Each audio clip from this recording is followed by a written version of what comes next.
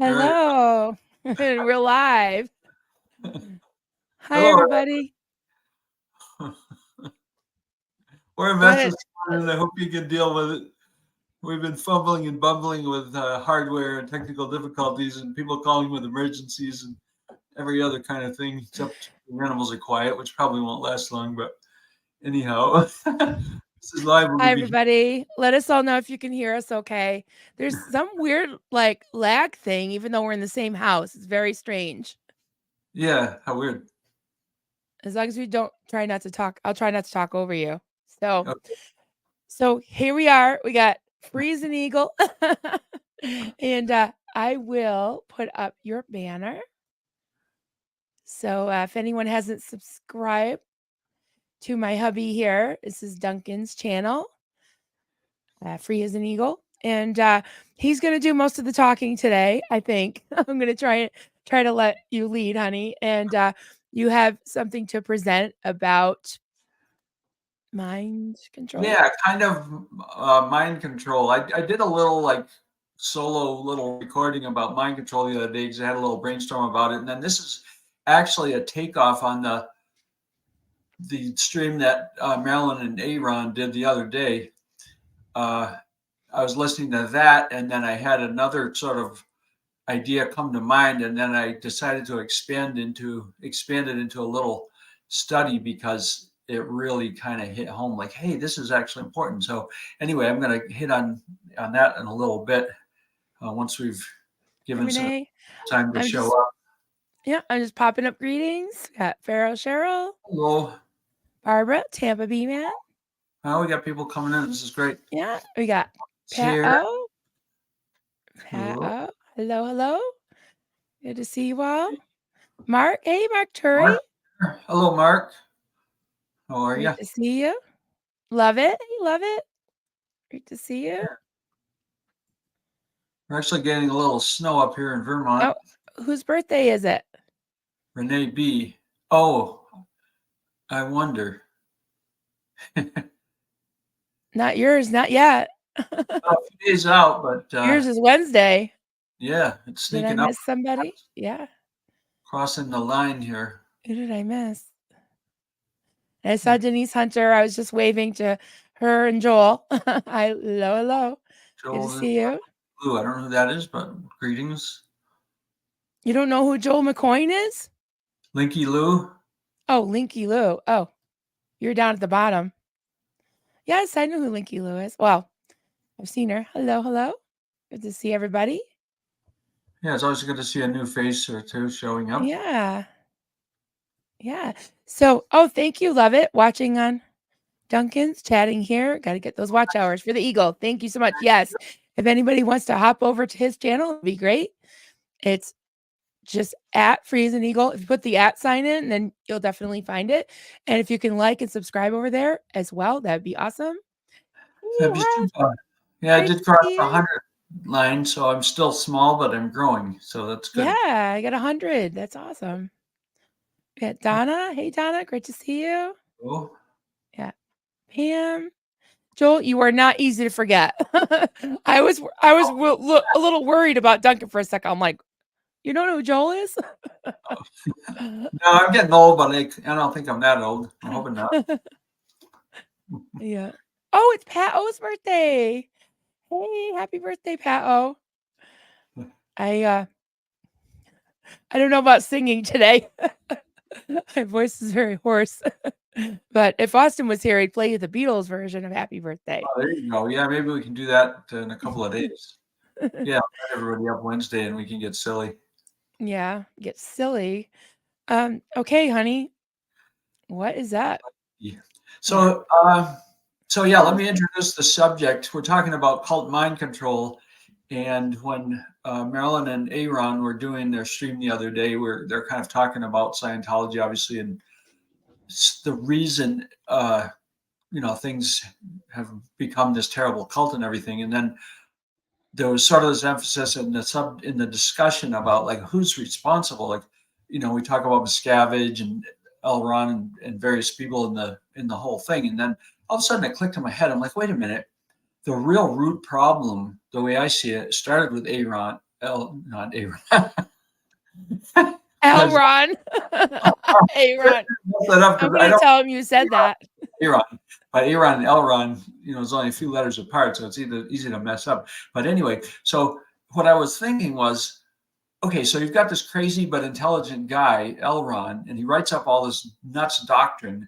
And earlier in this whole streaming business, probably the better part of a year ago, I remember somebody in a discussion was saying how Elron, and I was reading all this crap.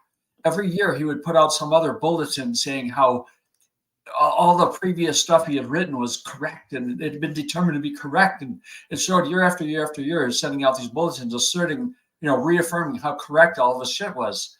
And I'm like, this is absurd. Like, the guy is basically reaffirming his own stuff based on the fact that he's reaffirming his own stuff. And he's reaffirmed it year after year after year. Therefore, it has to be valid. It has to be even more correct because he's said it so many times. And I'm like, this is a joke, which it is. But ultimately, I think in most cults, especially when they turn really fundy, is he wrote all this bullshit, this bogus. I hope we're not demonetizing because I'm saying that word, but it's okay. I think so you're all right. this ridiculous, crazy stuff that we all know is absurd, and then canonized it, and then they have people that are, engraving it on platinum plates and trying to store it for eternity. It's the bad DNA. That was the thing that came to me, is this is the bad DNA that makes this cult toxic, makes it most cults toxic, especially when over the years he kept pushing for absolute, to the letter fundamentalist interpretation, which basically is you have to do exactly what he said. And he'll be able to micromanage people for eternity by saying they have to memorize and learn and study all of this crap. So as a way to illustrate this, I tried to put up this sort of ancestry chart, like a family tree thing. And okay, so you want the family tree part? Like this. Okay. Can anyone see this? Oh, yeah. Yeah. So this is nothing but an illustration of an ancestry chart, but it shows how you have Elron at the top, which is on one side on this diagram, but it shows that he starts this thing, and then his minions, he hands it off to his minions and tells them, this is the absolute, gospel. This is what you've got to do and say and bring people into doing. And then they keep duplicating and duplicating and duplicating. So this begins to represent, almost like, say, COVID. It's a virus. And in the DNA in the virus is basically all this bogus teaching and training that's going on. Yeah. So it isn't even the people so much that are doing this. It's programmed in. This is just hardwired into this whole cult. And now it almost doesn't matter who you bring in. As long as you can indoctrinate them and brainwash them, they become another corrupted cell that's now being hijacked to produce more of the same crap, which is exactly how a virus works. It takes over the cell and makes the cell start reproducing the virus, and then they send it on. So as a way of pushing this further down the line, there was this really good little illustration I pulled up called viral replication. So I just want to take a minute to talk about that. If Mary can put that up. Sure, I can do that. I just want to say hi to Lathanda. Great to see you. And Tony's coming in boobs first. We missed the dirty stay-ups last night, so I'm getting my fix now. All right, so you want the virus. Yeah, meanwhile, I'll answer a couple comments. I see Lovett putting in. Yeah, go ahead and do the start. Yep, I already started some stuff, so go ahead. Okay. Yep. Can I pop those up, or are you in the business? You can do it. You can do it while I set this up. To do this. Yeah, you can do it. Okay, so Lovett puts in, don't underestimate the added commas. Elron would affirm corrections and make everybody buy new books. Makes more money for the cult, and he's got to affirm that everything's correct, of course.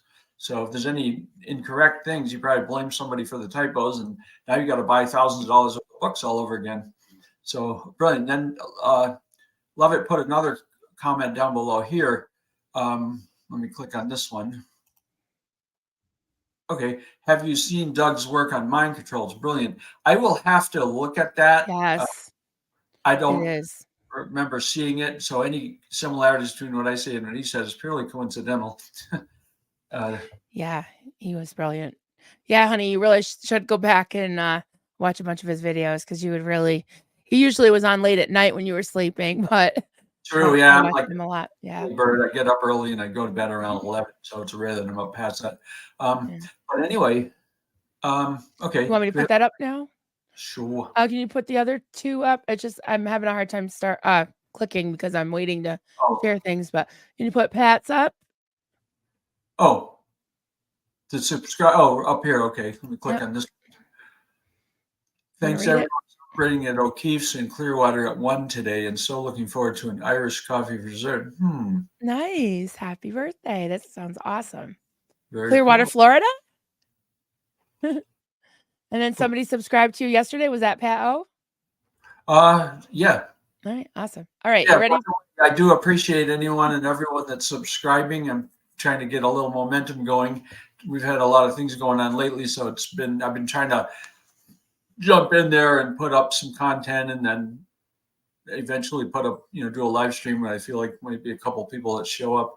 Okay, so here's our little chart, and I'm going to read a little blurb along with it. This is really interesting. It's so much like Scientology. In fact, after we do this and we've caught up on some chat, Marilyn has this little video that's really, I watched it this morning. It's not very long, but we'll watch a few minutes of it. But it just shows how the TRs work, the training rituals, routines, whatever they are, and in Scientology to get people to be basically brainwashed, how to scramble.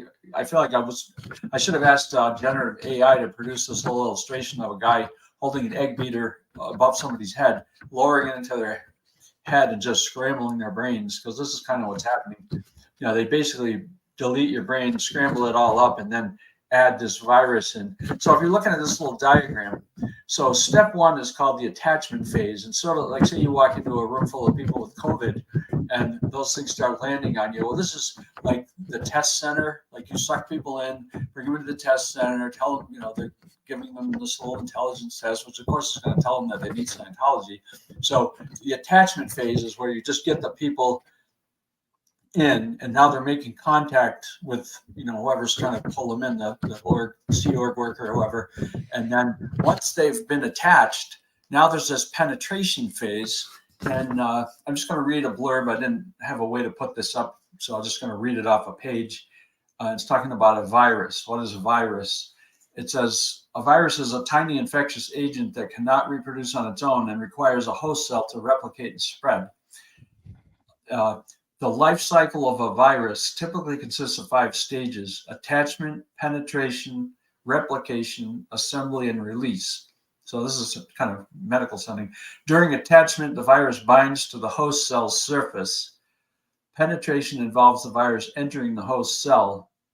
Replication occurs when the virus's genetic material is copied within the host cell. So that would be teaching Dianetics and Scientology. You scramble the brain, like you penetrate, and that's what this video is going to be good about, is the penetration point is where you start going into the person's brain and scrambling it and brainwashing them and making them, corrupting their thinking so that they don't even know what they're thinking about. Like, the video shows this really interesting thing that's almost the equivalent of hypnosis. So you're basically numbing the person's brain out, getting them to sit there and get almost like psychotic, and then you can start introducing this doctrine.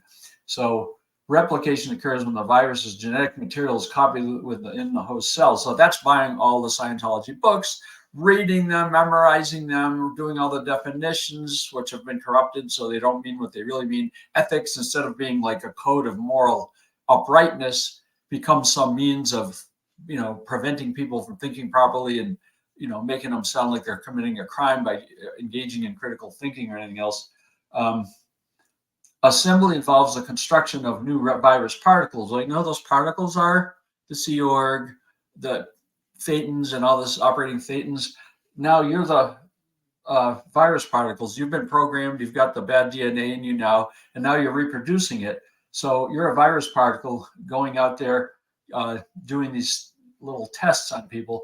Release occurs when the new virus particles leave the host cell and infect other cells. So what Scientology is trying to do, like any cult, they're out there trying to infect other cells, other people, with the same virus to get them sucked in. So over time, that family tree chart just shows like the doubling and redoubling and da da da da. So pretty soon you have one crazy guy that's now produced, thousands, tens, hundreds of thousands of people that are programmed with this bad DNA to go out and keep reproducing, which is all crap, as we know. So anyway, that's the essence of what I wanted to say on this whole subject.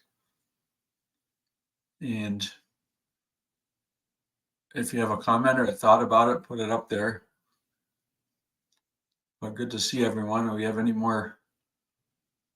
Why do adult people fall an anti-Harju? Question, why do adult people fall for cults? Is it about finding purpose in the world, seemingly so devoid of it? Yeah, I think and this includes me, is like most people want to know what's going on in the world. Especially, at least for me, like the older you get, the more you want to understand what we're here for and what's the meaning of life and all this sort of stuff.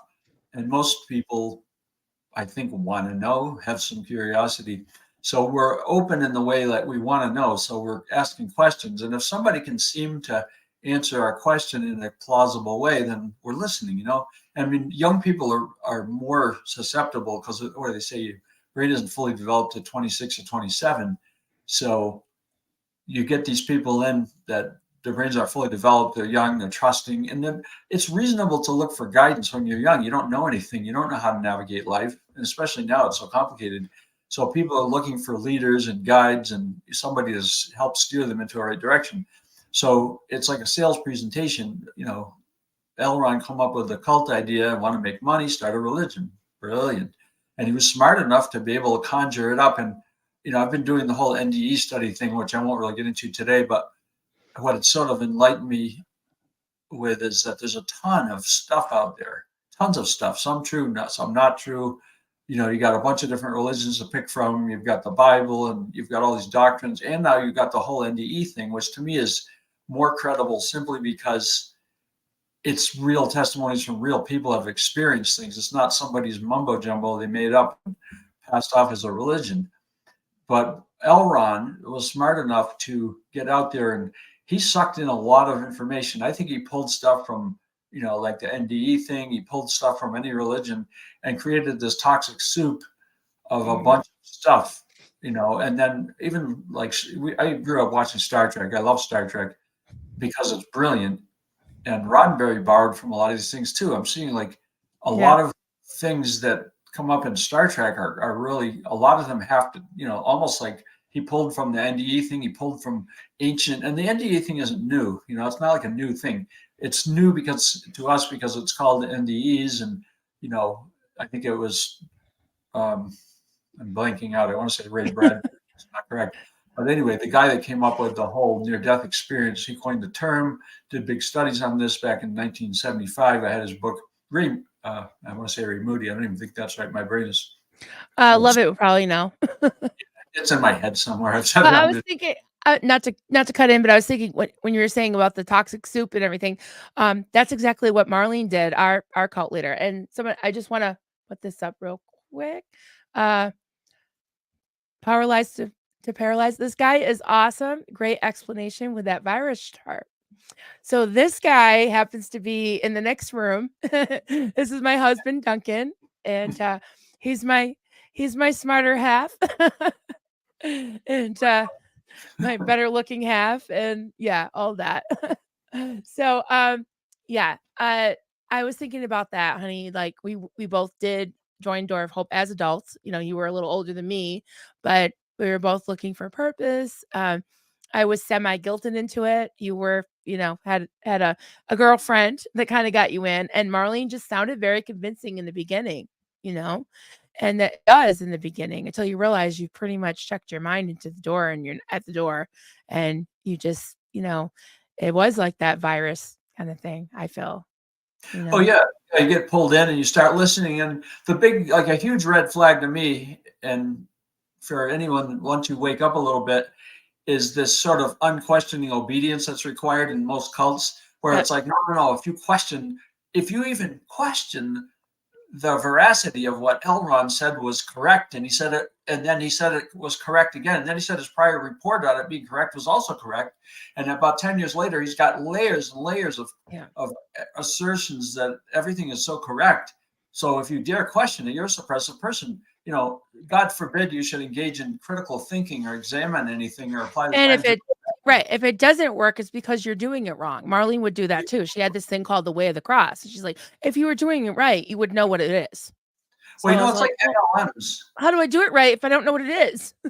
Yeah, we dare not question. No, just take it on faith. Don't question it. You just have to apply it. It's like MLMs have the same type of mentality.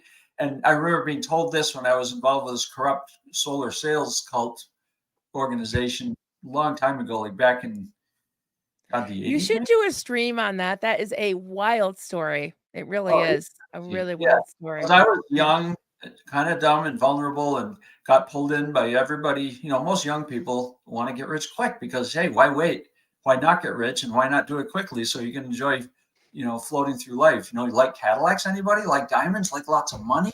Oh wow, yeah, sounds No, we great. hate those. We hate them. Back in the days, Cadillacs were a big status symbol. This is I'm a just while kidding. ago. But the whole idea, get young people in there and get them pumped up with the thought they're going to get rich, they're going to be able to. And of course, the guy that ran this thing was essentially a cult leader. He was a little guy, sort of like a Miscavige kind of guy. Newman, I forget his first name, drove around on a Porsche 911. And we didn't realize till later that all these guys drove around in like leased Cadillacs and leased, expensive cars because it was image. Everything was image. And the guy that was immediately over us was this big guy, big tall guy with a huge handlebar mustache, very intimidating. So he would like stare you down. He had like these dark, piercing eyes. So you didn't dare question this guy. You didn't dare question any of them. And when you heard that Porsche, it had that, those sort of low guttural roar. Yeah. And he pulled up outside the building, and everybody literally just stiffened up and right at attention, like, oh my God, it's Newman. Everybody was like bowing to this guy. Even the guys that were over us, where everybody was just bowing to Newman because he was the big guy with the money, and the fancy car and the zoot suit and the whole business. So it's all intimidation, and intimidation is mind control. You get a guy pull up in a fancy expensive car. Well, obviously he's about 4 or 5 ranks up above you, and he walks in a big expensive suit, and whoa, he's established that he's really somebody. And when he starts talking, everybody's pinned to the wall because we're just a bunch of young, guys in our young, late teens, early 20s, and we want to get rich quick. And obviously this guy did. So if we listen to him and follow his methods, we'll get rich too. Well, here's the thing. It's all, again, more false doctrine, and it's corrupt. So, and it's always like, well, if you don't make any money, you're not applying the system. You're not doing the steps. You're not doing it right. Mm-hmm. It's your fault. So that, MLMs, same thing. You follow this, we put this together. It's a system and it works. And if you apply it properly, you'll make a lot of money. But if you don't make a lot of money, well, guess what? It means you failed. To you, and then you get into that, what is it? Some cost. It's like the equity rescue thing, Oh, totally. Yeah. Put a lot of time and where money. you don't want to get out, or you feel like you're trapped. You invested so much. And Barbara says there's always that question of why didn't you just leave that abusive relationship? Same kind of thing. Absolutely. Correct. Yeah. You put so much and you've got nowhere to go. People don't realize, why don't you just step away? Step away into what? Like off the cliff, into the void where you have no resources, no connections, no friends, no money, nowhere to go, nowhere to live. Because we were living, it was a live-in sort of situation. So you're living there and you're basically living on a shoestring. And the whole operation like that we were in was sort of, they glorified poverty and suffering, right? So it wasn't wealthy, it wasn't prosperous. It wasn't like one of those, prosperity churches where everybody's supposed to make a ton of money. The more you give to God, who's really needing for money right now, the more you're going to get back. So part of that brainwashing doctrine is like, well, whatever you give God will multiply back to you. Well, that could be valid in some cases, but in a cult, it's totally not. In a prosperity church that wants to bring in a lot of money, they're just telling you that you're going to end up rich if you give them money, which is garbage because you can't make a connection there. It doesn't work. You're giving up, you're living on ramen noodles and, welfare burgers, pardon the expression, but. Yeah, well, my kid, from Eddie Murphy. Yeah, well, our kids were going without while Marlene was dressed to the nines. I mean, yeah. I just want to say hi. Hey, Lord, please. On the street, and so the other guy can drive around his Rolls Royce, his 7th Rolls Royce. You got to sell more flowers on the median, Oh my God. Yeah. I was gonna say I had a couple more people. I saw Lori's plays. I see brown spotted eagle. Hello. The other eagle. Yeah. Beautiful. Just arrived. My notifications on both your channels did not notify me. Ugh. Oh, I hate when it happens. Sorry about that. I don't know what is going on. Joel McCoy said, I've tried to use mind control on cats. It didn't work. Ended up with them having control over me. Yeah, They cats turned it are insidious. around. They're worse than dogs. I mean, Yep. my dogs are me trained pretty well, but I love Yeah. them. This is a good point. Love it me. L. Ron was really into the occult. Some of his stuff is from black magic. Very true. Very Yep. true. Yeah. So did you want me to play the first part of that video so you Yeah, can totally. react to it? Oh, hi I, Jane. This is our neighbor from 40 minutes away. This is oh our yeah. friend Jane that we Yeah, that met. was so cool. Yeah, we'll have to get together again sometime. Absolutely. Okay, Sorry. so let's see if I can do this. So we're gonna play a few minutes. What do you want me to do? Get through the TR, like maybe 5, 10 minutes of it at the Or if most? you want, we can throw in little sections I can here and there. stop. Okay. Yeah, let's do that. I mean, it was See if I pretty can well. do this, guys. Wish me luck. All right. Let's see. Let me know if you guys can hear it once I get it going.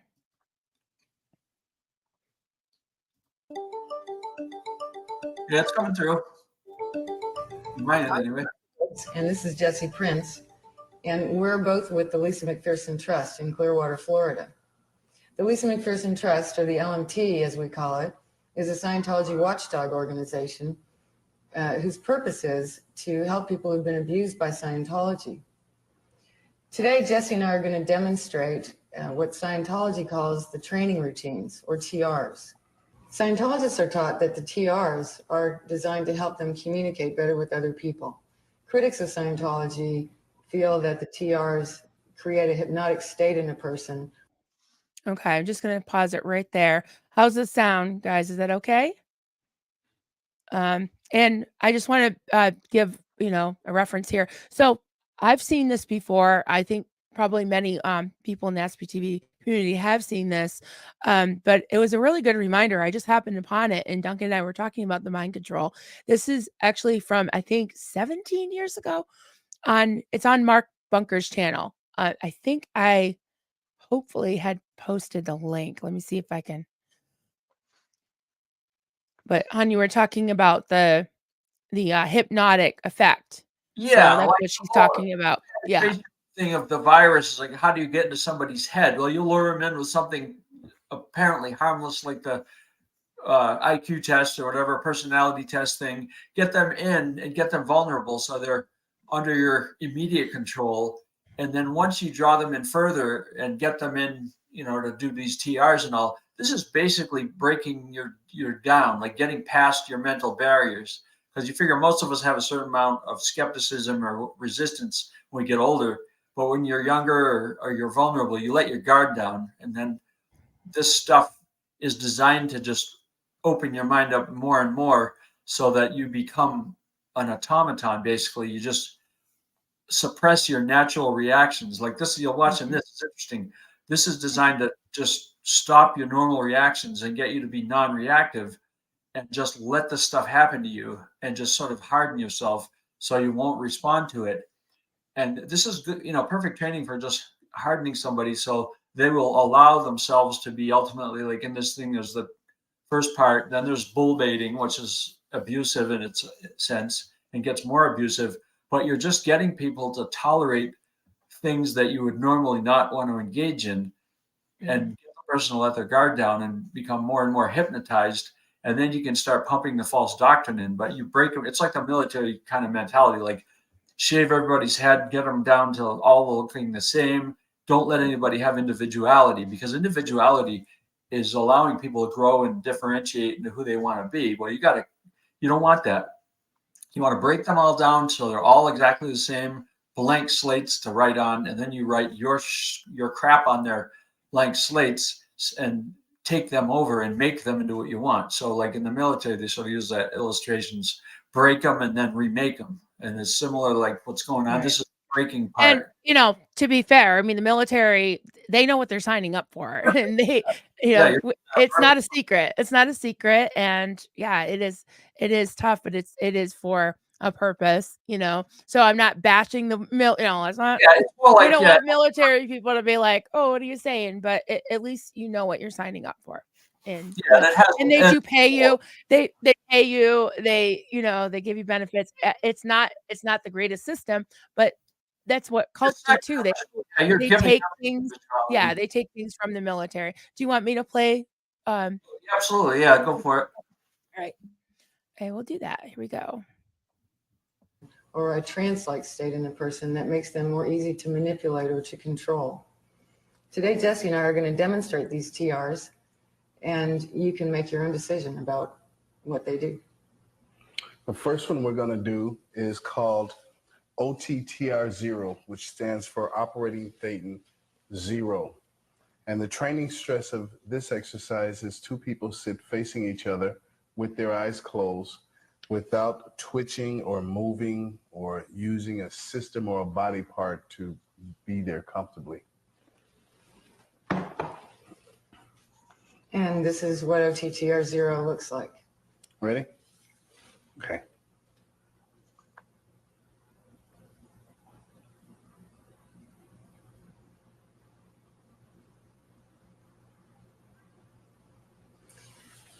In an actual training routine, this would go on for many hours, sometimes days. People talk about sitting here with their eyes closed and starting to feel very lightheaded, starting to hallucinate, and they have to sit there with their eyes closed, as we just demonstrated, until they no longer feel these kinds of things, until they can just sit here comfortably and not hallucinate or feel lightheaded or anything like that.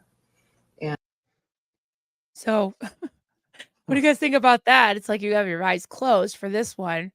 And it said it could go on for hours and even days Which is until you, insane. yeah, I know. And they say until you stop feeling lightheaded.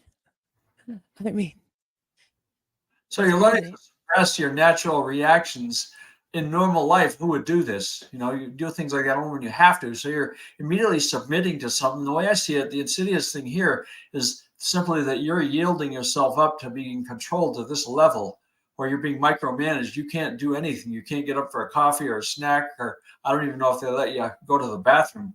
You just have to suppress any type of normal function and learn to just numb yourself out so that you're more controllable. If they can get you to do this, what's next? All right, let's see what's next.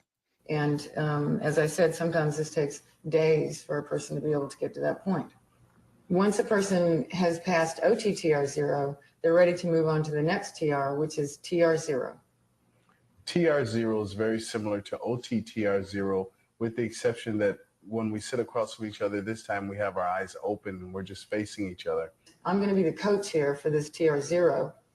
And so what that means is that if Jesse does any kind of unnecessary blinking, or if he looks away for even an instant, or looks down, or does anything other than sitting there facing me comfortably, I'm going to flunk him, and then we'll have to restart the drill.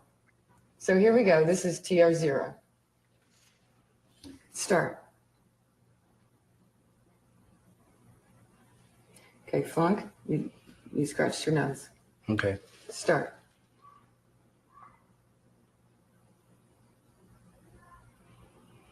Flunk, you looked away. Start.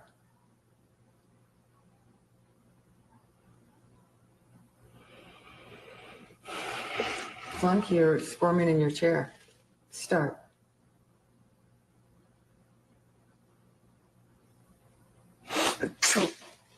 Okay, Flunk, you sneezed. Start.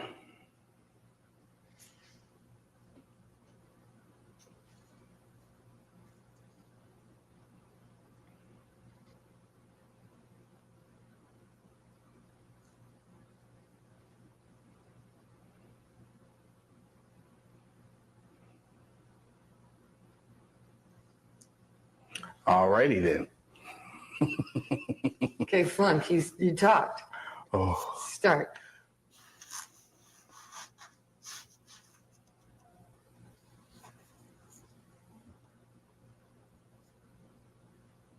Flunk, you're closing your eyes. Start.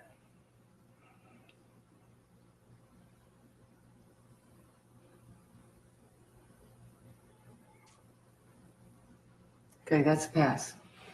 Normally, this goes on for hours at a time, days at a time, until a person can actually sit there just facing another person, never looking away, blinking very little, never talking, never doing anything.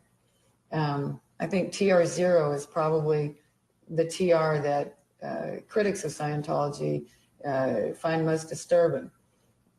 It's in this TR that a person really develops a fairly unblinking look at other people that people in the streets of Clearwater, for example, have commented on. The Scientologists that they pass in the street basically are using their TRs on the people that they see as they're walking down the street. Now, once a person has passed TR0, they're ready to move on to the next training routine, which is TR0 bull baited. Okay, let's pause it right there. So for anyone just joining us, we're watching a video that was done, I think 17 years ago on Mark Bunker's channel. And this is, I forgot her name now. Is it Stacy something? I forget. And Jesse Prince, who used to work at the Gold Base, and they're demonstrating the TR routine, the training routines in Scientology.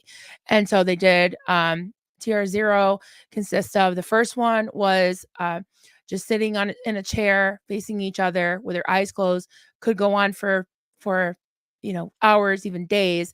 And now they did one where they're open their eyes. And I remember Mark Bunker, again, he had done a really long interview. I don't know if you've ever seen it, Dunk, with Jason Begay, the actor.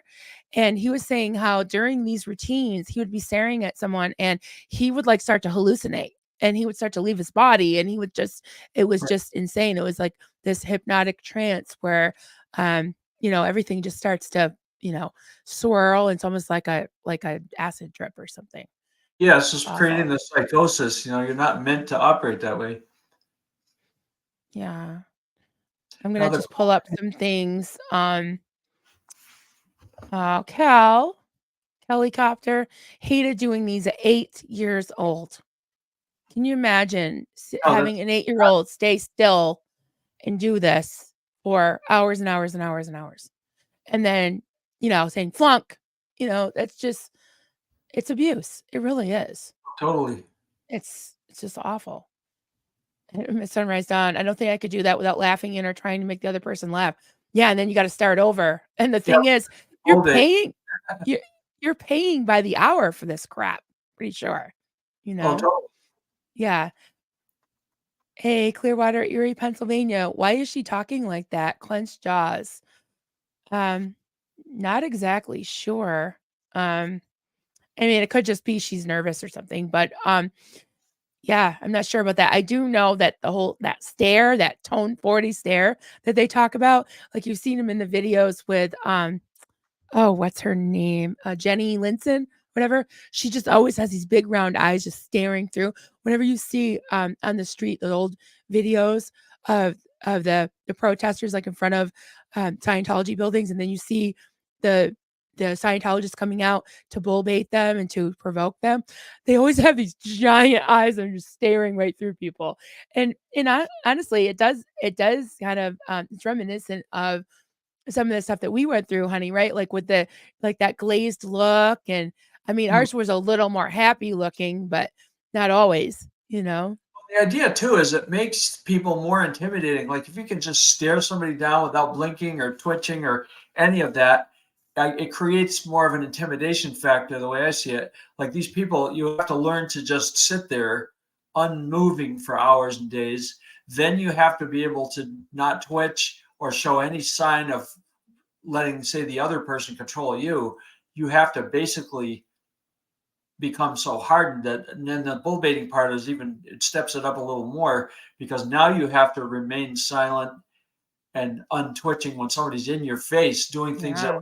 will startle you. So you're learning to harden yourself against outside influences and just to become this hard, inhuman kind of robot. The way I see it, you end up being a bot. They don't want you thinking for yourself. You're supposed to just spew out the dogma and sit there unmoved and not let anybody else be able to control you. So part of it is you make it so no one can control you, but then you have to be able to control them. And if you can like whoever's toughest and whoever can tough it out the longest. Well, if you've gotten used to sitting there for hours and days not moving, you can outlast, if you can outlast the other person that doesn't realize what you've been trained to do, they sit down, they're just a normal person.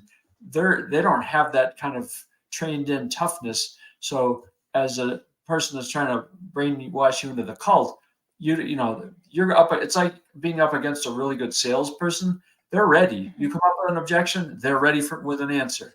So the art of sales, a lot of it is just shooting down objections. Like somebody can come up with an objection. Oh, I can't afford this. Well, let me show you how you can. And then they'll sit down and show you how, over time you're paying this payment, and ultimately it's only pennies a day, just like cheaper than buying your coffee. Next thing you know, you're signing on the dotted line because this person overcame all your objections one after another, and Right.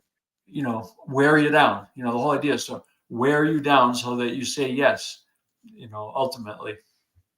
Yeah, and I remember Aaron saying that he had to do these TR routines pretty much at every level, and that they have to do. They start again with the TRs, and I think it's to prepare you for the next level, which is going to be even crazier and crazier. And it's that conditioning. It's that breaking down and causing you to just be open yourself to anything, you know. So yeah, this is how they deal with protesters. Yep, they tune out. Yep. Get their TRs in and all that. Yep. So I'm gonna poor Jesse. I have him stuck on an unfortunate pose here, but I can go on to the next thing. Sure. Hey, honey. All right. On TR0 bull bait, the coach attempts to distract the student or break concentration in any way. And if he does that, then the student is given a flunk, and the drill is started again until the person can sit there having fingers pointed very close to his eye, being yelled at, screamed at, jokes, whatever, until he can just sit there and not react to it. Now in this drill, Jesse's going to be the coach and I'll be the student. So Jesse's going to bull bait me until I can sit here comfortably no matter what he does. Ready? Yeah. Start. You have an eye tick. Flunk, you flinched. Start. You have an eye tick. Flunk, you flinched. Start. You have an eye tick. Okay, flunk, you weren't as bad as you were before. You're getting better at it. Ready? Start. You have an eye tick. Oh, you really think you're smart now, huh? You really? Okay. Flunk for smiling. Start. Oh, you really think you're smart now, huh? You really think you have it together, huh? Why your eye jumping around like that? Flunk for smiling. Okay. Start. Oh, Lord, my head is hurting so bad. Pay attention when I'm speaking.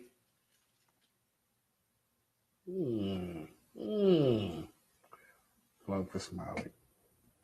Start. Look at you. Looking like some bedpan in a mental institution. Well.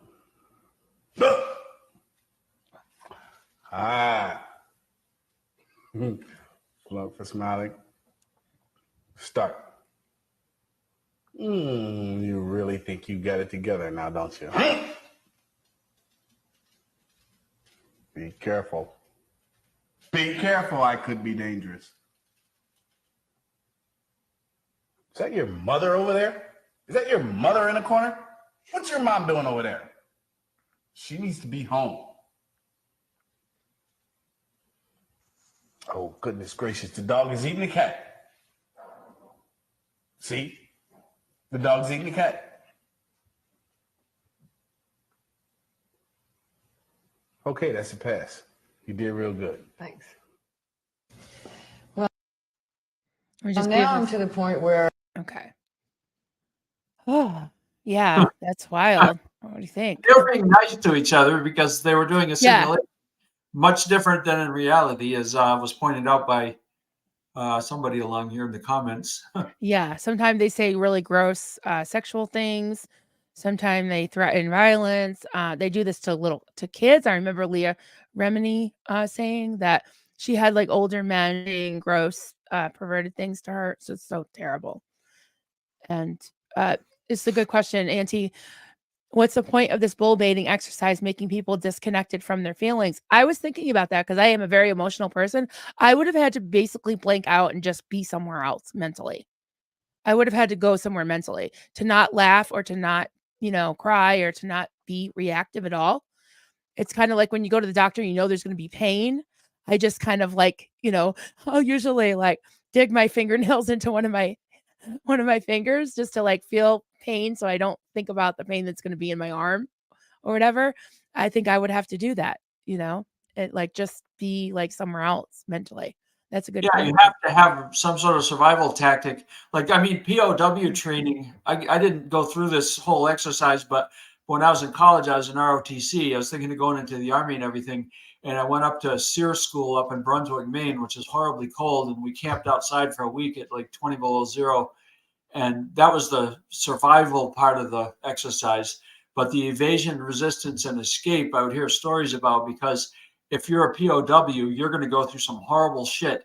And evasion, resistance, and escape is a thing like this on steroids, designed to harden you and make you so tough that if you're being slapped in the face, smashed over the head with guns, screamed at, all the kind of stuff they would do to a POW, that you don't talk. And that's kind of what he's borrowed this from. It's just a way to harden somebody so they're non-responsive. Yeah. You can just Yeah. sit there and take it. So the idea is, if you can sit there and take it, then when there's, you run into opposition and, people that don't want to go along with the crap, then you're so hardened, you don't care. You don't give into your emotions. And you know how LRH feels about emotions. It's like you have to be just like a robot that's unmoved. So that's what they're trying to do here, is start to harden you so you're not compassionate, because compassion is equated to weakness in these cults. If you care about the other person, that's a weakness. That's seen as a bad thing. It's a defect. Wherein, obviously, as we know in real reality, that's the opposite of the truth. But this is how he would make people into little robots, harden them and human. Jazzy Girl said, yeah, I guess, yeah, you'd have to be totally checked out like a robot and have, hope you don't mind me putting this up. It's scary for me too, because that's how I deal with things. I think of, some terrible memories of when I was younger and just being so confused and having someone, really terribly abuse me and, being pretty much, hate to use the word all the time, but groomed to accept abuse and to normalize it. This is not normal. This is not normal. And they do this to children. They do this to children. It's abuse and it's disgusting. It might look like self-help, I guess. I mean, some of it, I guess the communication courses and stuff made sense in the beginning. But this is when you're starting to get into that hypnotic conditioning of like you said with the whole like virus thing. This is the stuff that start to be dangerous. And this is what we're dealing with when the TikTokers go out there and, people are standing in the door trying to get people in, or they're, just blank stares as they walk by, or they're out, selling books or whatever. They're impenetrable because they've been conditioned in this stuff, 4 years at each level too. They have to redo it. Artificial, like a trauma response. Like if you go through something really horrible, you escape it as best you can, or survive it, or just build up a thick skin and just harden yourself to not feel it anymore. Because that's like people that are in abusive relationships for a long time. After a while, you harden yourself so you don't hear, you don't feel, you don't think. It's survival. It's a survival trauma response. They're trying to build, almost borrow from that in order to toughen you up, so you'll just do their bidding and not. And you're paying, like Barbara says, you're paying a lot of money for this. It's like they're basically touting this crap and saying like, oh, like this kind of thing where it's so expensive, so it must be so valuable, but it isn't. It's abuse and It it's is. crime. Yeah, it's crime. Well, the joke is you have these, quasi slaves in the Sea Org that are doing this and being paid basically nothing, and doing this to train people that are paying large amounts of money to be abused and brainwashed. And then LRH and all those clowns are just raking up money for abusing people and using abused people to abuse other people and being paid for it. It's pretty sick. Yeah, I have said this is the start of desensitization. It's exactly what it is. You're absolutely right. Being desensitized, setting you up to accept abuse and being, a victim, but you're not allowed to be a victim. And if like you're basically, turning yourself against yourself, where you don't care about yourself anymore. You don't, you're completely detached from your own emotions, from your own will, from your own mind, even. And we had a version of, I mean, not quite this, but the hypnotic prayer, repetition, and meditation and suffering, very best things in life are free. I just Absolutely. popped that up. Reminded me of a song, and I won't be able to do a very good job of it. But do you remember this song that says, "Best things in life are free, but you can give them to the birds and the bees, because I want money, money." That's probably how LRH felt, I don't know that song, honey, but That's see, even Duncan breaks out in song. He must be getting really comfortable with you guys. This is great. Oh, Yep. I can't resist that one. Yep. That's right. Best things in life are free. And They hey, really Angie says, but are. hey, if the planet needs to be cleared, we human folk love a good story. And apparently Scientology was a good story for many of them. Yep. And they tell them a little bit at a time. They don't quite tell them about Xenu and the body thetans, right at the beginning.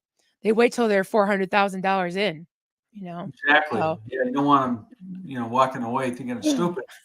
you got a fan. You got a fan. Cool.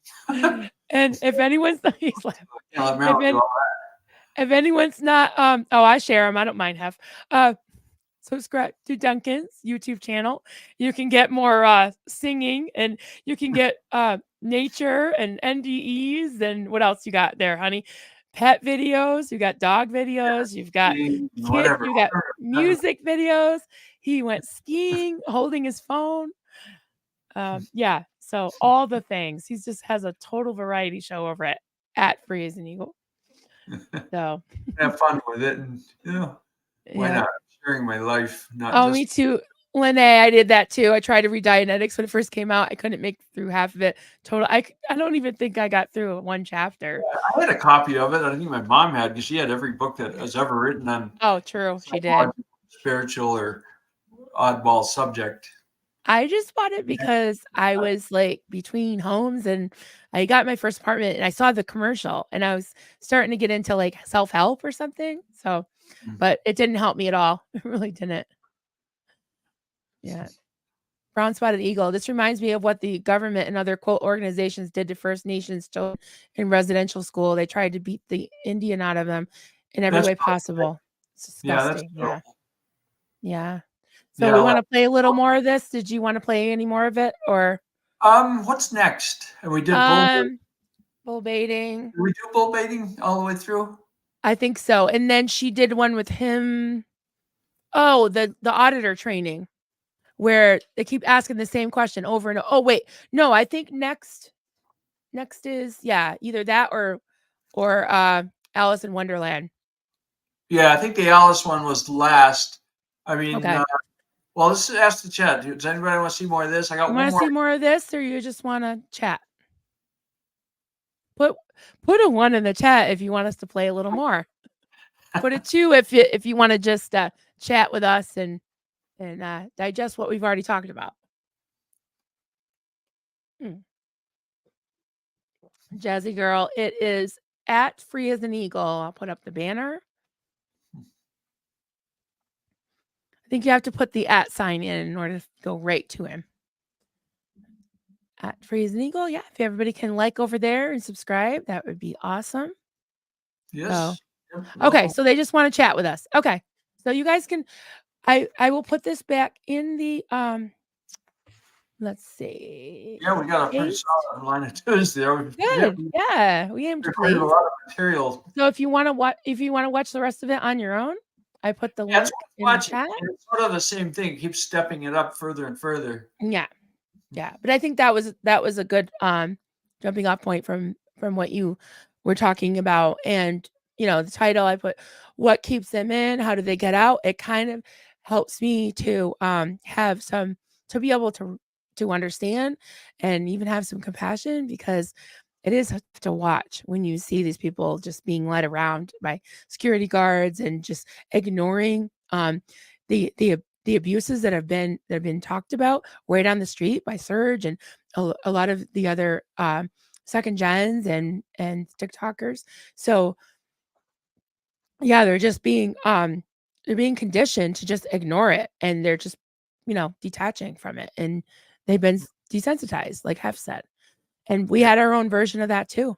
I mean, I feel like I understand. It's almost eerie. It's like, oh my God, I just remember being so convinced and just being so like blank and brainwashed, because that's all I knew at the time, and getting out was so hard. It was hard. It took us 2 years after, the incidents with Haley, with our daughter, having exorcisms for having a quote spirit of Jezebel at 7 years old, you know? Yeah.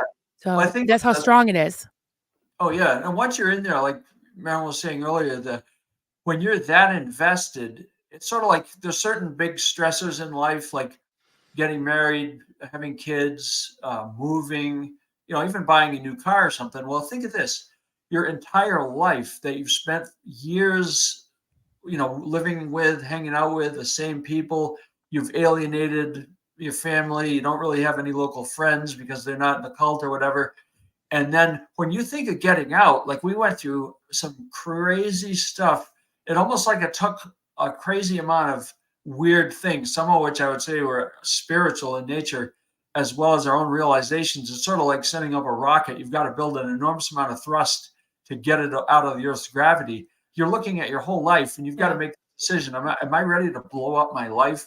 In a way, it's like a divorce, except you're divorcing a group of people that are your family, kind of become your relatives. I mean, luckily we had each other. By the time we got out, we were a unit. Like we could talk to each other and say, this is fucked up. There's something wrong here. This just isn't good anymore. We can't live with this. And all of a sudden, the idea of even setting foot in the place, once you've made the decision, you're like, I don't belong here anymore. This is not right. Like you wake up and now you're like, holy crap. Do you realize what we're doing? We're blowing up. It reminds me of the old movies where the guy's standing there with something that looks like a little bike pump with a T handle, and he's run wire out to the explosives like a Bugs Bunny cartoon or something. The guy just presses down on the handle, blam! It's like you're just watching your whole life go up in smoke. Like, now what do we do? We're going to have to start over. We don't know anybody. We've alienated the people we did know.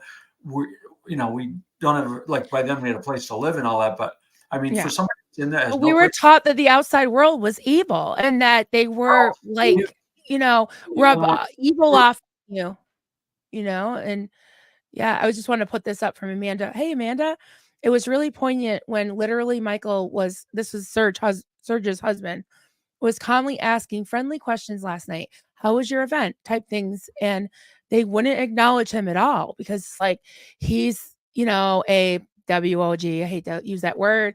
He's married to an SP, so they won't. It's like something's gonna rub off on them. They're evil and they can't get some evil energy, it's different label, but very similar tactics. And I just want to put up something that I think Auntie asked earlier about something about okay. Question: what do you think makes Scientology different from other religions? Well, there's the high control, and from other cults is mostly just the language and some of the quote tech or whatever.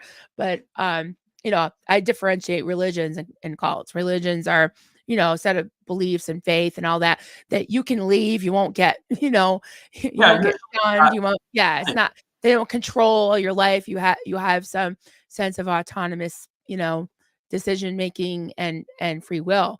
But as far as Scientology, from different religions, it's a business. It's not, it's just, a human trafficking cult masquerading as a business, Yeah, Scientology, in my opinion, masquerading as a religion. yes, It's a corporation. Yeah. yeah. Yeah. Like, I mean, the things like the Bible, like, is very much substantiated in history as, writings that came through. There are distortions, and there's a lot of people, in fact, the NDE thing, people come back and say, there is a lot in the Bible that's substantiated. But on the other hand, the church, and there's a quote there that I will borrow. I don't know who's came up with this, but the idea that, spirituality is kind of an individual, personal thing, whereas big box religion is basically for controlling the masses. And I won't name names. Right. That's a good answer to this question, is how can one still support any one religion willingly? And that's the key, is willingly, right? It's just everybody's entitled to their own beliefs, as long as they don't use it to, to hurt people and control them and take away their free will. Linky Low said, not in Scientology, but I learned at a very young age to, quote, get my TRs in my cultish, abusive family. My father had his own system. It was very similar to this, with lots of screaming. I can totally understand that. And, I don't know what happened to the book. It's probably under my stack, but to Train Up a Child, the IBLP system was very authoritarian, very top down, because I said so. And they basically taught you to abuse your children. And it was like these things like, because I said so, or, spare the rod, spoil the child, just this oppressive stuff where you just were ruled by fear. So, yeah, it is very similar, I'm sure. I don't know what your background is, Linky Lou, but, I think that even society has changed. It used to be very, very, old school disciplinarian type stuff. So, Hef has a bit of homicidal maniac inside me. I hear you. Yeah, I have a little bit of Hulk in me. I'm like, you won't like me when I'm angry. And Duncan's even more so. I mean, when he used to get mad, oh my God, as the kids would be like, Dad's mad, hit the deck. Totally. Yeah, try to be less that way. I think I've relaxed a lot because of, kind of realized, it takes a lot of patience and Yeah, we've mellowed out in old age. It's too much. Avoid weakening. Yeah, it takes too much energy to get mad. It does. Hey, Stephen, greetings to all intelligent life forms everywhere. To everyone else, the secret is to bang those rocks together, guys. Oh, there we go. Yep. Okay, honey, you ready to sing? Uh-oh. Oh, yeah. Well, you know what? We'll have to get Austin on a stream doing that. He can play that excellently. Yeah. He can. How's it go, money? That's what I want. Yeah, I don't know. Oh, good question. Okay, this could be on, you know what? You can do a whole stream of this. I sort of don't. I'm more of an agnostic. I just think there's something out there. I might, adopt something someday. Duncan's channel, like probably half of his channel, is about NDEs and his beliefs. And I know, honey, you would love to just like go on for 45 minutes about that. But if you want to give us a little, taste.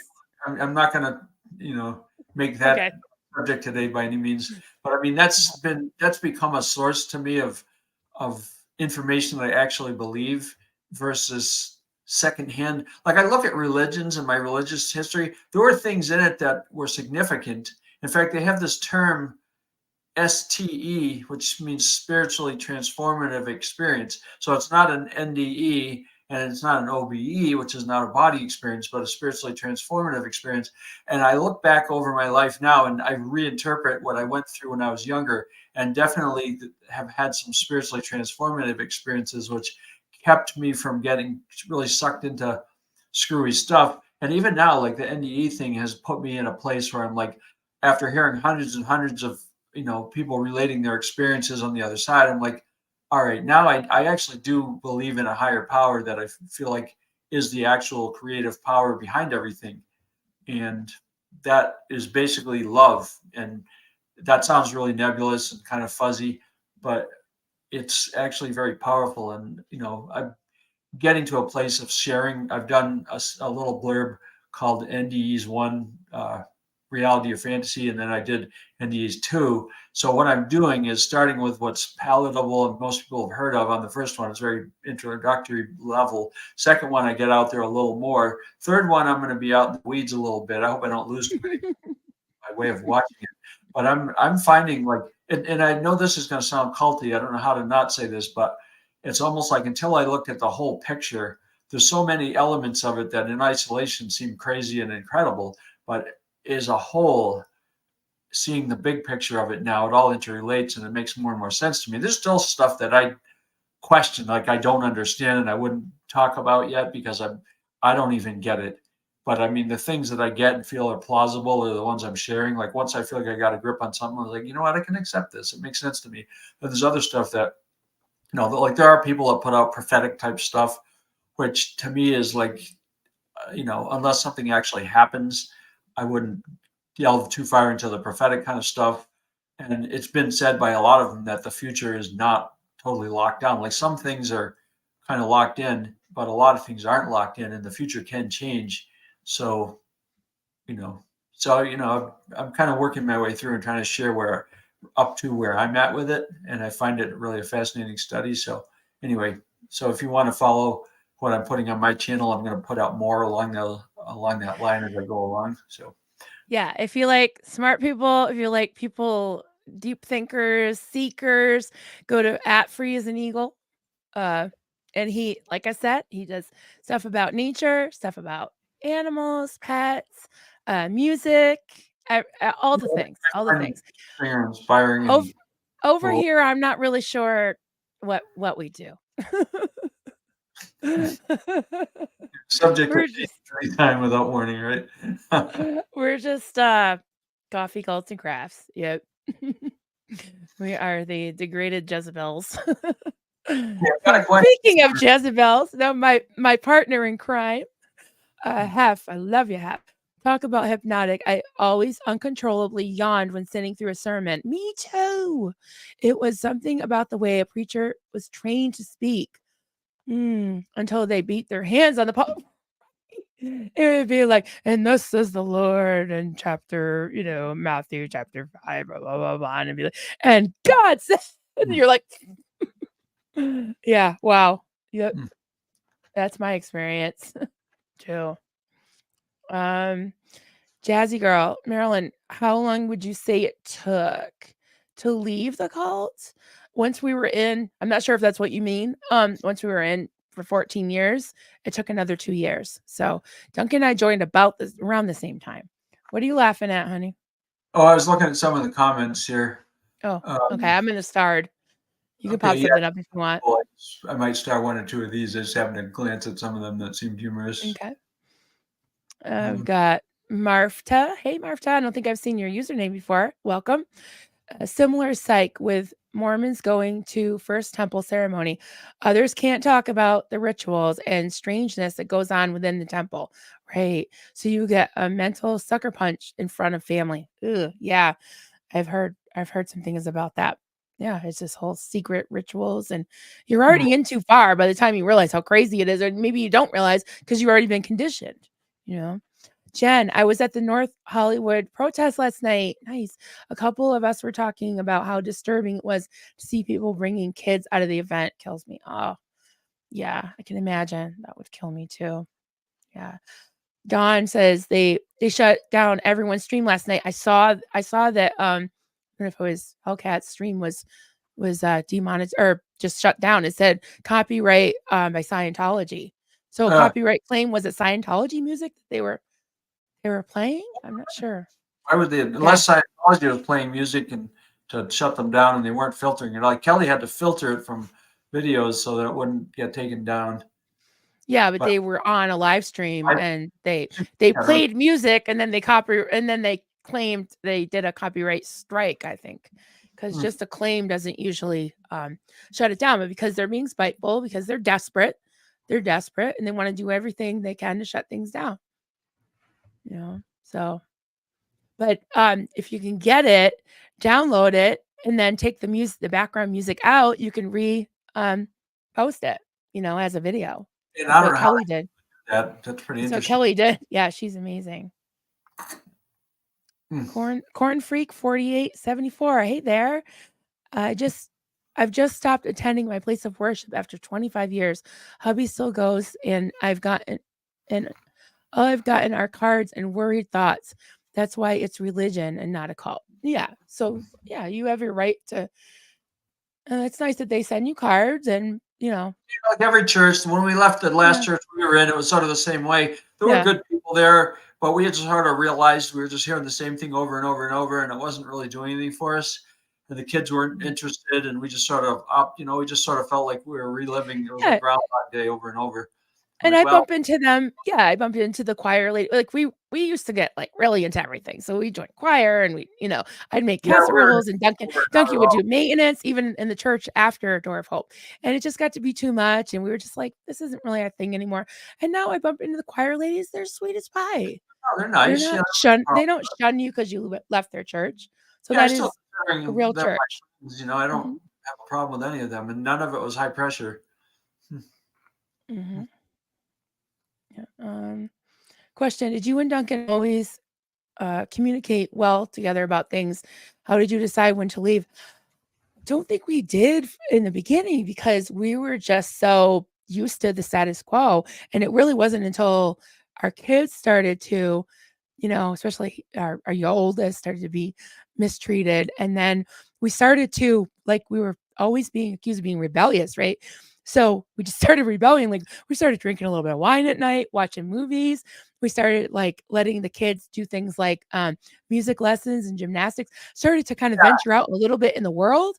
And then we started realizing, wait a minute, this is messed up. Once we started to just see how, the other half lives, like we don't have to be in this a mode of suffering all the time and erasing our brain and not being able to think. And so we started to compare notes. And it was scary for me at first. How was it for you, hon? Yeah, well, we began to realize like the world, instead of being all these deceived, terrible people, there's actually a hell of a lot of nice people in the world that were less judgmental than the people in the church that weren't trying to micromanage our lives and that Yeah. seemed to be happier than we were. We were always morose and navel gazing and staring inward, trying to perfect ourselves and get rid of all of our own sins. And it just has a very negative focus and puts you into this state of always looking, like what's wrong with us, what's wrong with me. And we were wandering around in the desert and the wilderness for 40 years and another 40 years because we couldn't get our hearts right. And I realized psychologically, it's very damaging Yeah. to constantly be looking in a negative way. Like you're trying to perfect yourself, which is impossible, and looking for faults within yourself.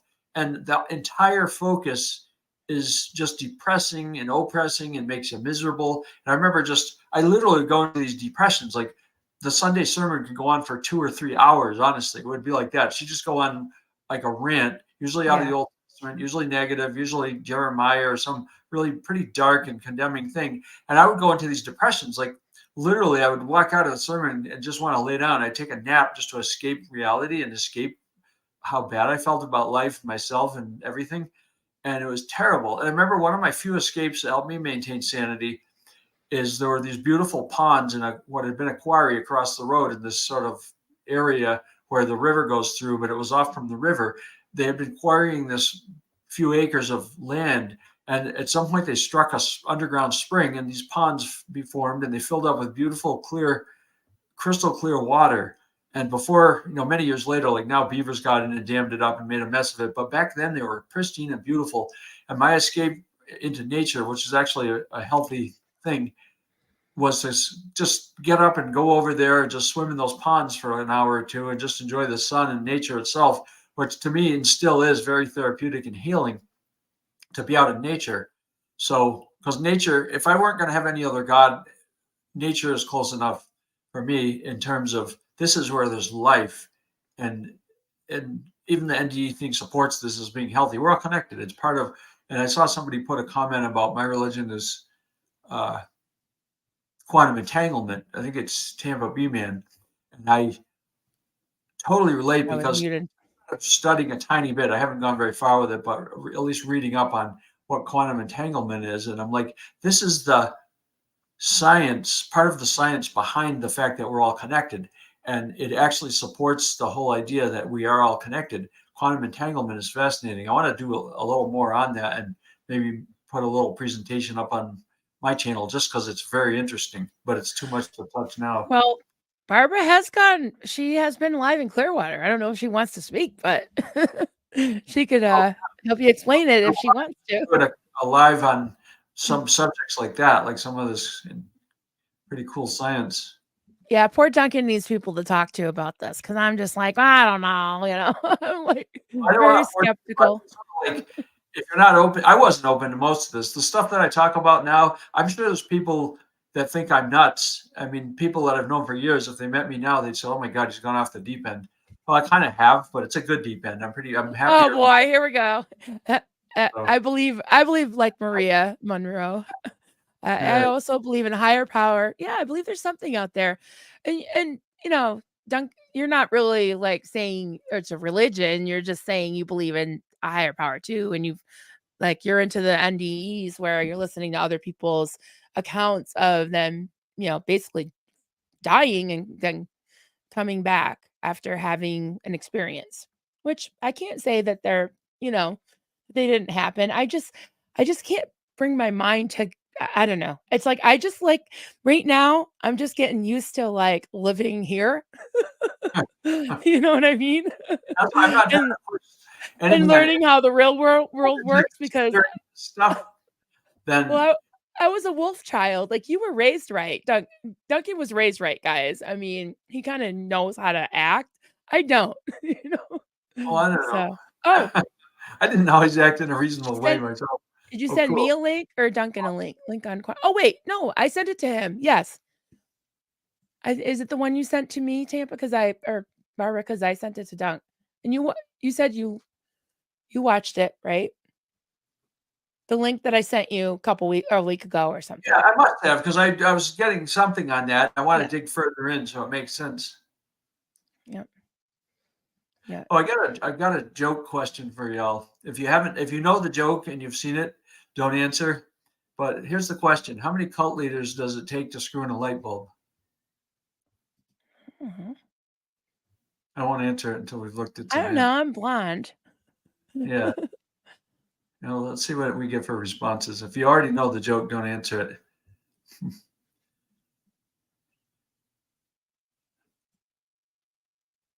Let's see what other comments. Jane Harris, you're definitely not nuts. I'm going to agree with you and look forward to more videos. Yeah. So Jane, we met with Jane on Shelburne Falls and had a fascinating lunch. It was really interesting and kind of transformative. In fact, I videoed some of our interview with her and I rewatched those recently just because I had been in it long enough. So I'd sort of forgotten a little bit. But I mean, there are certain people like love it that are tuned in to this that find it plausible. So there's a good handful of people in our little group that are open to this, and that's kind of it's like I realized everybody's got to hit a phase. I actually hit a point over the last couple of years where things started clicking and I became more open to this stuff. And then at one point I actually sort of prayed to whatever force that be out there saying, well, you know what, I actually want to know the real truth. I'm open to it, even if I get knocked around a little bit or whatever. I was like, I'm ready for it. I just want to know the reality of what's going on out there. And then I feel like this NDE thing was sort of the big breaking point for me, where it's like I started considering the stuff, listening to enough of it. And I'm like, you know what? These people are not making this shit up. You couldn't make this up. And hundreds of people making up the same stuff. From a scientific standpoint, there's enough evidence. It's not just anecdotal, one or two people. It's hundreds and hundreds of people with similar experiences and amazing ways in which they verified the reality of things they were seeing. And I'm like, So I bought in. It's just sort of I hit a point where I bought in. I'm like, you know what, this is more scientific and more plausible than anything that's ever been presented to me. And there's no religion out there that can answer, because just the idea that there's all these different religions. I mean, I left a little blurb on my channel recently in which I sort of expressed the idea, like, how do you, like, the idea of accepting any other religion, locking into it, to me is like, well, what if there's a lot of different religions out there? What if you are in the wrong religion? Or if you're in a right religion, what if you're going to the wrong church? And if you're going to the right church, what if they have the wrong translation of the Bible? I mean, there's so many possible options out here, and there's all these other religions. They can't all be right. There's no possibility. And when anybody claims that their religion is the one that's right, what Watch out. value does that have? Because Yeah. our cult did that. Our cult claimed Yep. that they were right, that we were the only religion, the only church that had the truth. Well, that really wipes out the whole rest of the universe. That's kind of crazy. Like, what kind of narcissistic thinking is that? We're the only ones that have the truth. Everybody else is carnal and going to go down in flames because they have it wrong. I don't know. I don't buy in. It's sort of like the Mormons, I think, were the ones that said, well, there is something in the Bible somewhere that says only 144,000 are going to be saved. Well, of course, it was going to be their people. So they drew all these people in, and they could draw up a big list, big data bank full of all the people that were going to be saved. Jehovah's Witnesses too. The witnesses, Jehovah's Witnesses too. Yeah. Those are the ones that are going to be in heaven. Yeah. Ruling over the earth, the new but here's earth. the problem they ran into. And it's sort of like when, the guy's standing on the mountain waiting for Jesus to show up, and he's told the date and time that he's going to show up, and he doesn't show up. Now what do? You're standing on the top of the mountain, and Jesus didn't show up. And now what are you going to tell people? Now you look like a complete idiot. Well, it's sort of like this 144,000 thing. Well, what about the 144,000 first person that shows up at your church? You got to turn them away? No, we got to bump up the numbers. Oh, we just expanded we just decided to up this thing to 200,000 just because, we don't want to leave anybody out. And then as soon as you've done that, you've lost all claim to anything. And the whole idea that you're the only church that's going to have people that are saved is garbage. So all this kind of stuff just is absurd, from the get-go. Duncan, do you have a set schedule for your channel? No, I am. I won't be in the way. You can talk about anything you want all day. Yeah, no, it's like I do want to do some live stuff when I feel like I get enough viewers to make it so it's, will be lively enough. Yeah.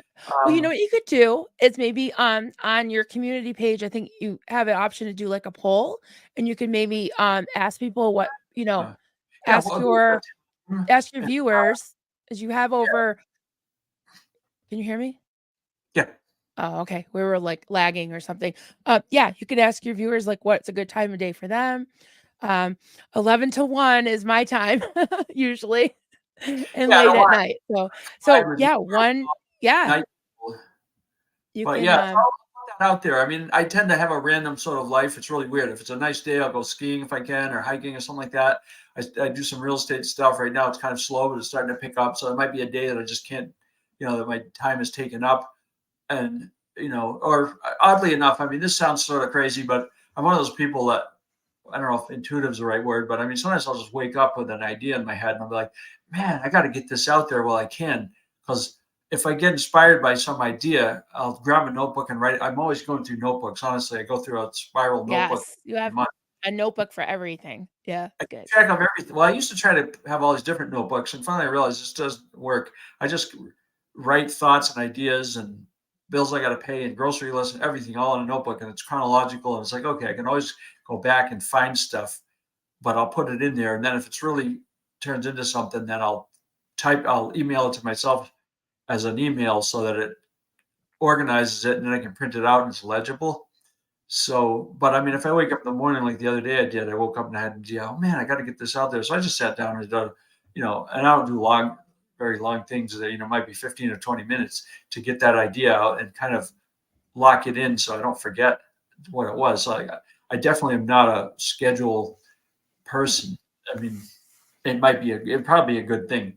Like Mare goes on at 11 a lot of times. 11's a great time to go on. Just, we get a lot of people that join us and things. That's cool. You're up earlier. You can go on earlier. I just want to say hi to Laura. Hey, Laura. Hey, sweetie. We were You missed the fun, not fun. We went through Jesse Prince's old video on the TRs just to kind of explain, what we're seeing with people, on the streets that you're around on Hollywood Boulevard and everywhere else. And oh, by the way, I hope your stream didn't get shut down last night. I'm not sure if you had the copyrighted music on there, but just the Scientologists have kind of this like stare, and they are like trained not to respond. So we went through the first part of the TRs to kind of understand what those are like, and what is they've been conditioned to do. And Kelly Copter was in here saying that she remembers having to do those at 8 years old. That's just heartbreaking. But thank you for being here, honey. I'm so proud of you and all you second gens, third gen, Liz, Gail, and all of you. And we're all rooting for you, definitely. I had a couple of things start. We should probably wind down because we're at hour and a half. But You know what? I'm going to start a couple I'm looking at here, and then we can do Okay. those. We can okay. lose. This was a good one. I started. All religions need a devil, a boogeyman, opposition. Yeah, something to be afraid of. In Scientology, I don't think it's really Xeno anymore. It's like, especially for people that are out of Scientology, that are like, you get these thought-stopping cliches. Like we had, like, don't give the devil a foothold, or devil made me do it. I've been calling Osa the boogeyman because, like, somebody who's like never had anything to do with Scientology and has like, a small like channel are worried about Osa. I don't know. I don't really worry about Osa. I mean, maybe I should, but I think that, yeah, it just keeps it's behavior control, right? Like, yeah, like the devil made me do it, or the devil's lying to you. That's what I was always told in the cult, was that if my mind was saying, wait, hey, my spidey senses, no, you had to override those. And that's like what we saw in that video, people overriding, so. Steven says, real idiots were the ones who sold or gave away all their lifelong possessions and savings first. I've seen that even in the church that I grew up in. There were these end times. Yeah. I don't remember this family moved to Alaska because the Lord was coming back at a certain date. And the kids, they left, and the kids were little. And when they came back, they were all teenagers and they had no possessions. They had been living off the grid. They didn't know how to function, because the end time, the rapture never happened. And it really wrecks your self-confidence when you totally commit to something and then it crashes and burns and you realize you're fooled. That's why I see a lot of people are really jaded about any type of belief system, because if you've made a really dumb mistake and thrown everything into it and then it doesn't turn out to be anything, then you don't trust yourself anymore. It's hard to trust anybody. It's kind of traumatic. I mean, we went through some of that, just like, oh my God, we got sucked in and thought this was right. And we were really trying to do the right thing. And then and that's part too, when we left the cult, I remember having this underlying feeling like, yeah, on the one hand, I blame them, but on the other hand, I feel really bad for them, because the people that are still in, some of them are still in, they don't get it. You know what I mean? They didn't have the awakening, and we were lucky to have been awakened to the fact something was terribly wrong. And then when we started questioning what was going on there, we're like, wait a minute, this is not right. There's something wrong. And sometimes you just have to go on your gut. Like, you don't even know like the exact why of it. Like, and the other thing too is, like, when we got confronted by them, it's sort of like you're trying to explain what you think is wrong, and they're totally hardened against you. And you're not even 100% sure yourself, but part of it's a gut feeling that you can't like articulate. So that makes it difficult, because somebody's trying to question you on why you want to get out of something. And you're like, deep down, it's just not right. The bottom line, it's not right. And then you can, luckily, by the time we got out, we had a list of things we knew were wrong. And we confronted her with that. They just shot us down and boomed us. So that was the end of that. Yeah. I mean, our cult had the, equivalent to ComEv. And yeah, it usually, except for the last time, they going before the board, they called it, would pretty much handle us and make us repent and just be like, okay, I'll do anything, I'll say anything, basically. And you would surrender. Marlene would say, surrender to the Lord, submit all to about God. passive, being passive. letting Yeah. yourself be acted on, like somehow that was going to make it work. Well, we don't believe it. You don't understand. Just trust and keep marching in the same direction, even though there's nothing to support the idea. Yes, Jesse, the OG. Yeah, Jesse, and is it Stacy? I forgot what her name was from the Lisa McPherson Trust.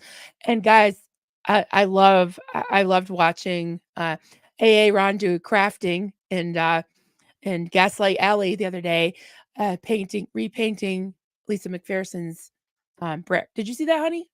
Say what? That Aaron repainted Lisa Oh, McPherson's memory yeah, brick. Yeah. very cool. Yeah, that was amazing. Oh, I'm getting a notification. Looks like our Liz Ferris is gonna go live in a little while. So Cool. yeah, I'll hop over there. So Yeah. anything else you wanted to say, honey? If you want me to Well, whip I gotta through answer some of the these. dumb joke that I put out there. What's that? It doesn't know the dumb joke I put out there. I didn't see anyone answer it. Oh, about cult leaders? No. Yeah, I thought it was funny. So how many cult leaders does it take to screw in a light bulb?